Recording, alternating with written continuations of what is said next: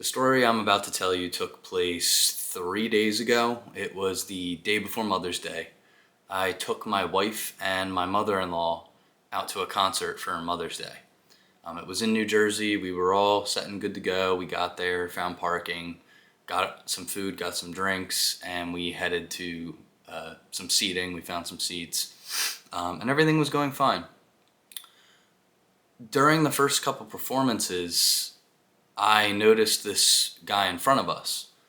He had to be late 30s, had a hat on, brown facial hair, and he was already drunk.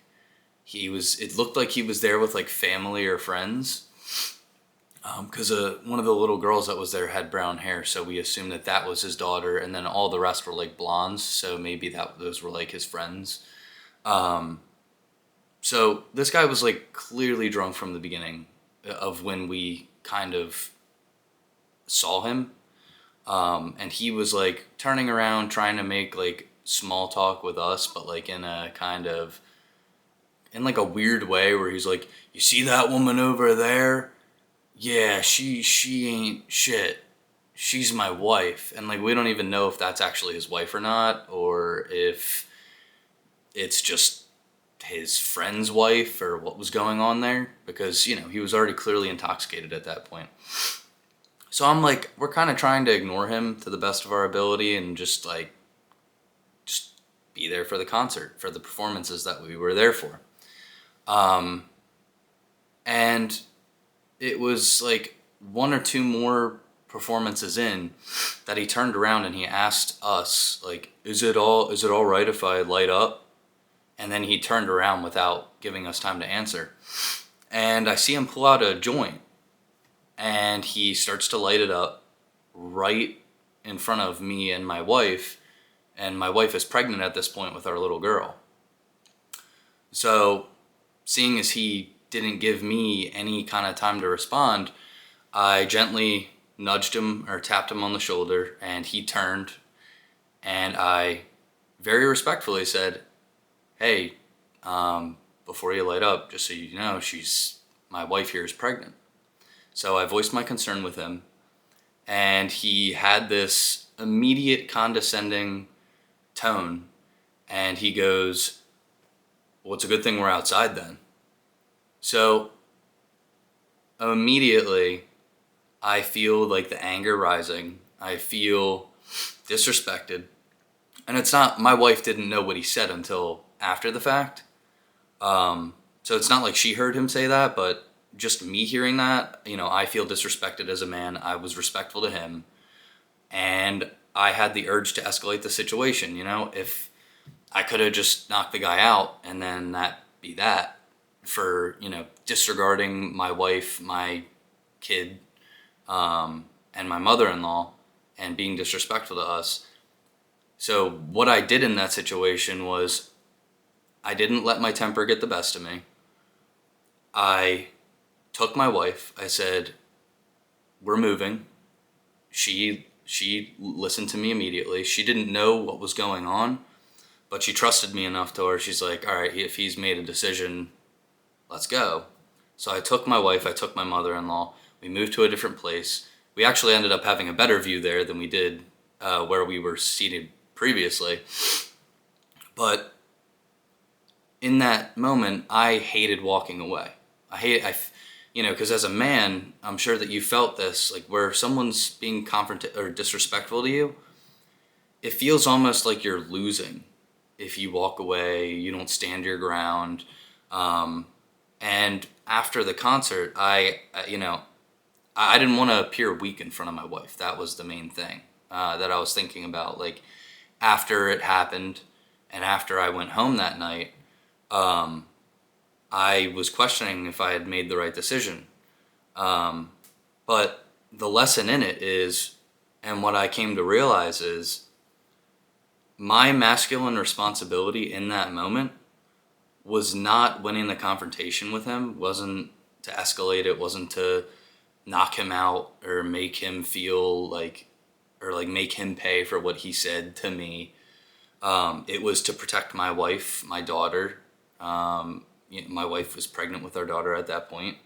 My mother-in-law. It was my responsibility to protect them, not to win the confrontation. I could have knocked him out there and escalated the situation, made a big deal about it. But then, and I could have done all that, and my wife would have thought it was hot, probably, that I knocked a guy out.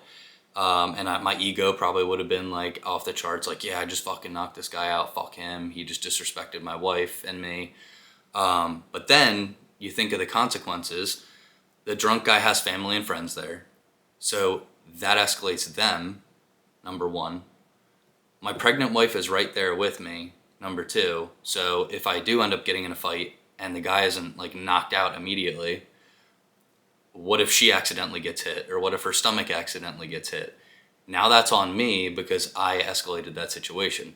And she's right there next to me in between 2 rows of seats. So, and there's people all around us. She can't just like remove herself from that if it comes down to that. Now she's stuck.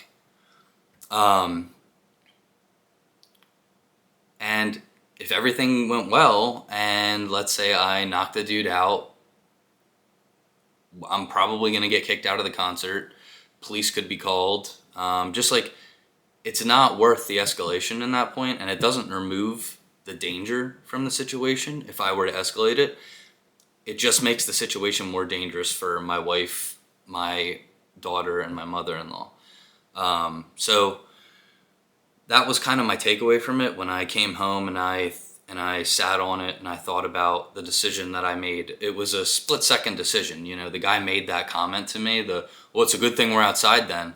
And I immediately turned to my wife and I said, get your stuff, we're moving. And she just moved. It was in a fraction of a second that I made that decision.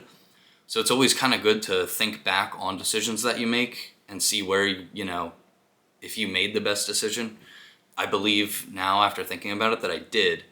But I don't want you to take away that you always walk away from situations like that.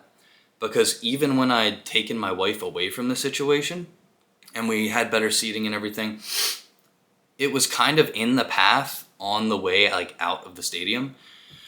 So like, if that guy had come past us again and wanted to start shit with us, or if he pursued me after I made the decision to move our party of people out of that situation, then I was ready to knock him out if I needed to. I was ready to do whatever I needed to in that moment to protect my wife and my mother-in-law.